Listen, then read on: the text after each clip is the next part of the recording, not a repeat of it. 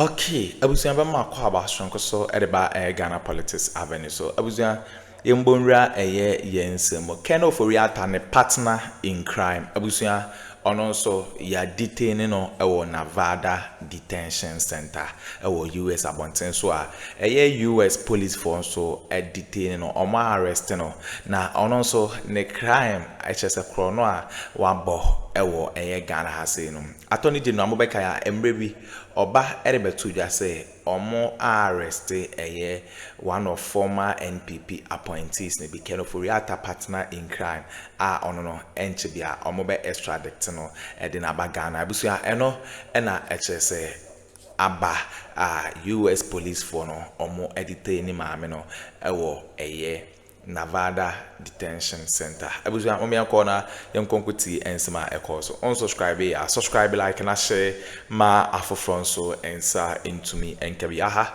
Ghana Politics Avenue so. And don't forget to click on the notification bell so never any updates be able dropping once able to me akabi medamase.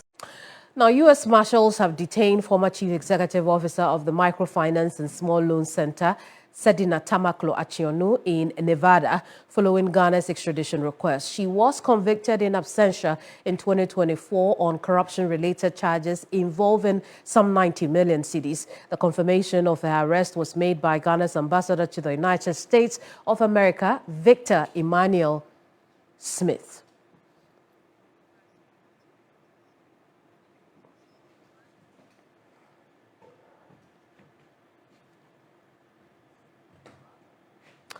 Well, now, the Ghana ambassador to the U.S., Victor Smith, has been saying that, indeed, I can confirm that Sedina Tamakloe is being detained at the Nevada Southern Detention Center, 2190 East Mesquite Avenue in Pahrump, Nevada.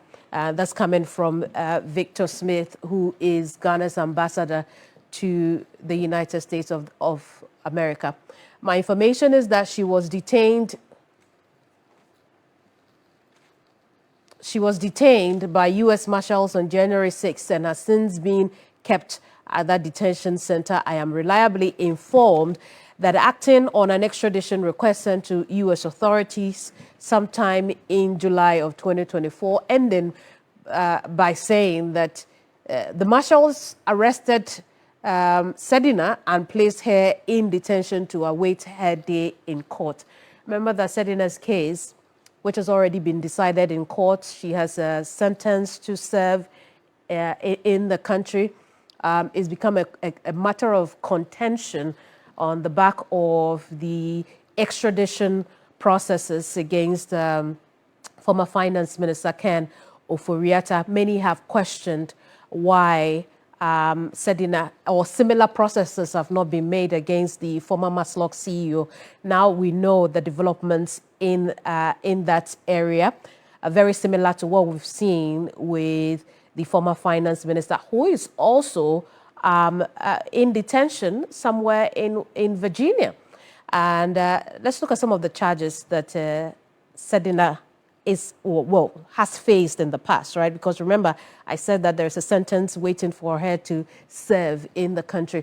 We know of stealing and conspiracy to steal, unlawful appropriation of funds belonging to Maslok, causing financial loss to the state, willfully causing significant loss through mismanagement and improper use of funds. Remember, I mentioned some 90 million cedis earlier. Money laundering, involvement in activities that disguise the origin and handling of public funds, causing loss to public property, improper payment of public funds, unauthorized commitment resulting in financial obligation for government, and contravention of the Public Procurement Act. Those are the charges that she faced those are the charges that she faced in court, a judgment of which has been given. She was found guilty of them. A sentence also given. She's supposed to be in the country to serve that. Remember that at the time, based on ill health, she had gone outside the country and never returned. And this is the development we have on that. She is in detention now. U.S. Marshals arrested her. She is at the Nevada Southern Detention Center following an extradition request from this country.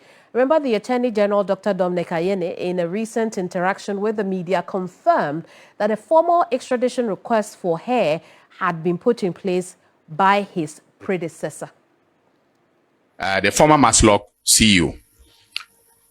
I had to answer questions in Parliament in relation to her, and that is in relation to her extradition.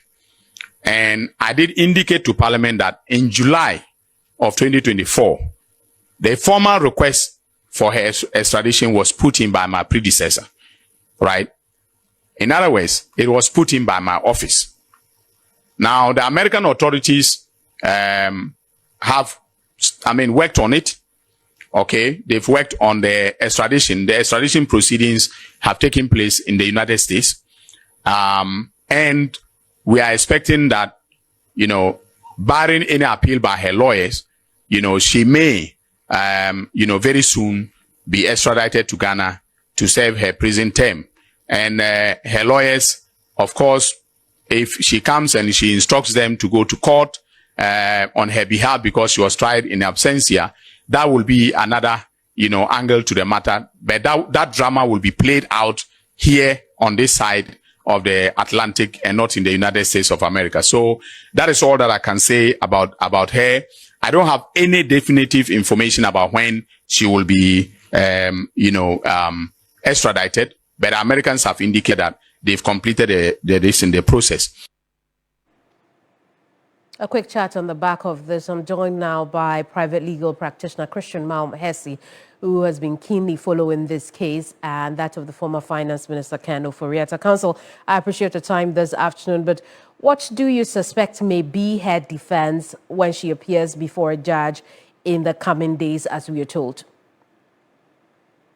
Yes, good afternoon, Kemi, and thanks for having me. Indeed, appearing before the court in the U.S., her defense doesn't seem so bright. One of the major defenses when it comes to extradition is political persecution, and hers is clearly not that. And she doesn't come under that because her charges were leveled against her was run by her under Article 11 of the 1992 Constitution, and it was brought to her attention, which satisfied the mind of the court at the time, of which quorum was Justice Atari, and as she then was. And the court, having satisfied itself, carried through with trial in absentia. But there was another colleague of hers who was also part of the co-accuser. Now they are co-accused person. Sorry. And then having gone through the processes and the conviction and sentencing having reached, all it meant was that extradition processes will be put in. And I always say that to the extent where one is tried in absentia and the accused person is out of the country, there's only a limit that the law can go, and the remainder is a political will. Thankfully, these governments have extended that threshold in terms of the political will by putting in extradition processes to bring her in. It is now for her to challenge the process in the United States of America and for whatever defense she seeks to put before. But those defenses legally doesn't look too bright. But we see what her lawyers would put before the court. Anything barring a success of her defense would mean that not more than 7 days after the determination of her case, she'll be brought down to Ghana. And while she's being escorted to Ghana, she would have officers with her, and that would mean that she would be under arrest while she's airborne.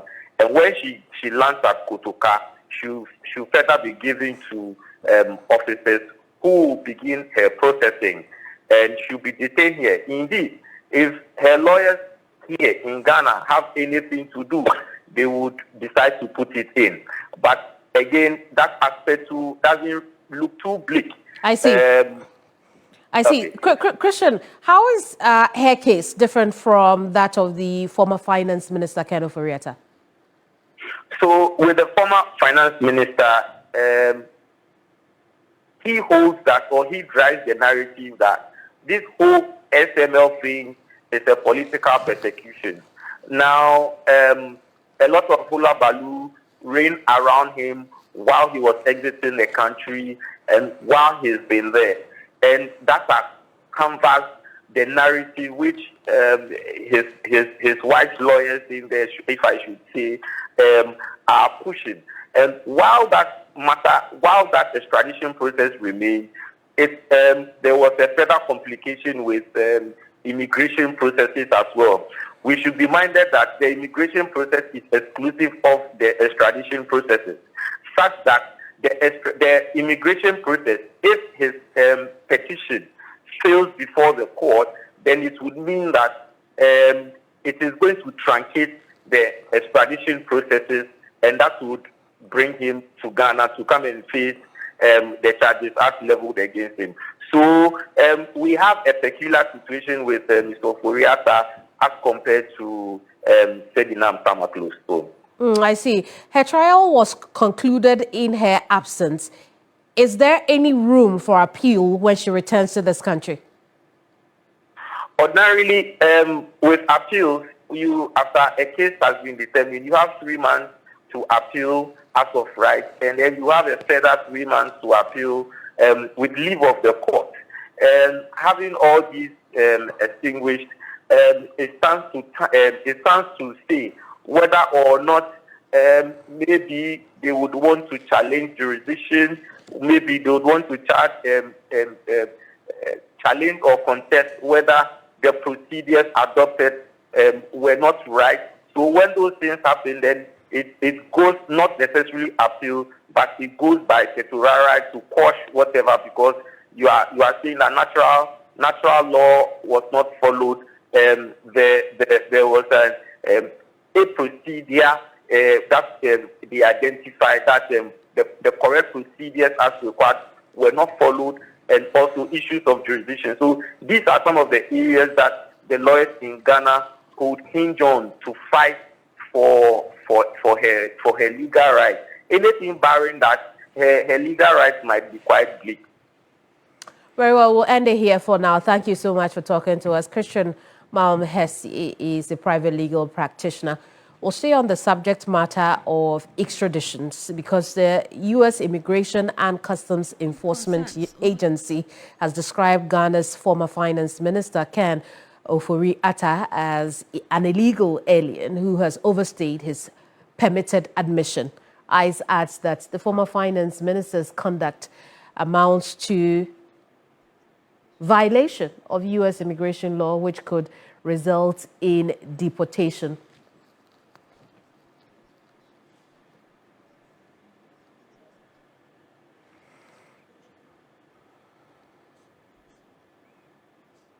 Well, now, I want to show you a bit more of what we are learning from an ICE spokesperson who said that Ken Ofori-Atta is an illegal alien from Ghana that is facing corruption and corruption-related charges in his home country.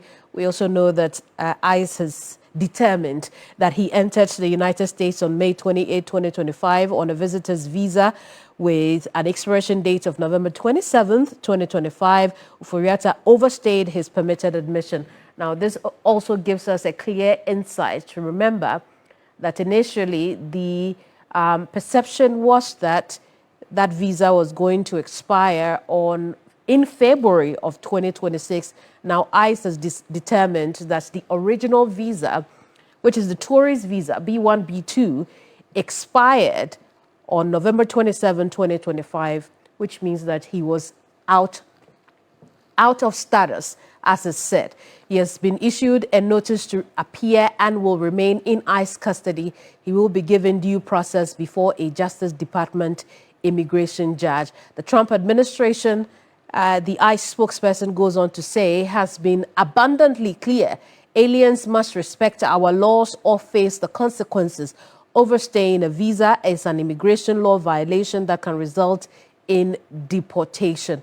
Remember also that Ken Ofori-Atta's local councils have also made clear that he was in the process of adjusting his stay in the U.S. in that he was changing from a non-immigrant visa to what we believe to be an immigrant visa. Within that period, you have a time to stay legally in the U.S., but of course, it's also subject to immigration discretion as well, which is what we see here. And so that's what's happened. We'll turn attention to other matters now. Now, the Vice President, Professor Nana Jane Opoku-Agyeman, has given assurances that government will procure high-occupancy buses to augment the seeming shortage of vehicles, which has led to transportation crisis in recent times. During a multi-stakeholder meeting with transport unions, leadership of the unions disclosed that there were issues of shortage of buses stemming from broken down vehicles. His Excellency the President has asked me to assure all of you that he will give support to Metromas, Ayalolo, and the private sector.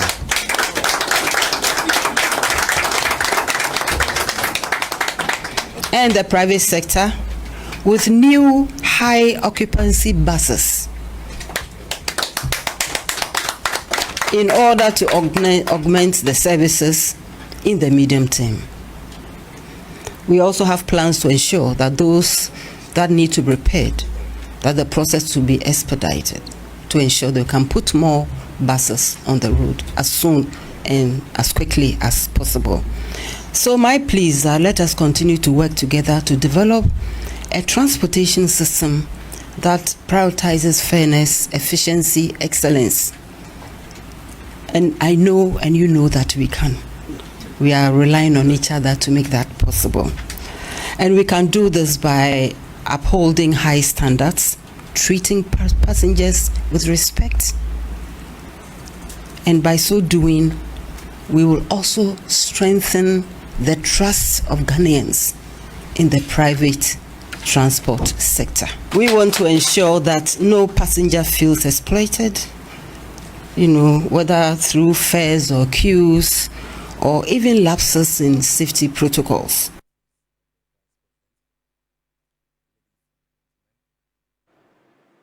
Well, as you very well know, the Vice President has already visited the Metro Mass Transit Terminal in Kaneshie here in Accra. On the back of the transport crisis, we will also see her visit the Ayalolo Bus Terminal in Adenta, and that's where we're taking you live now.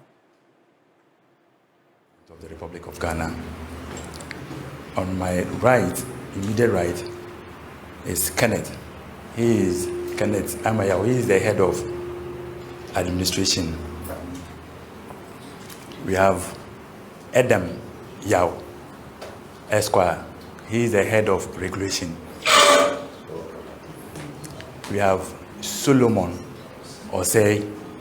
He is head of operations. And then we have Ju Alex Osei. He is in charge of transport planning in the entire Greater Accra area, not region, area. And then our sector minister for local government, chieftaincy and religious affairs, Ahmed Ibrahim. Thank you very much. And then may I seek leave of Your Excellency to add, it just escaped, to add our Deputy Minister in charge of local government, chieftaincy and religious affairs.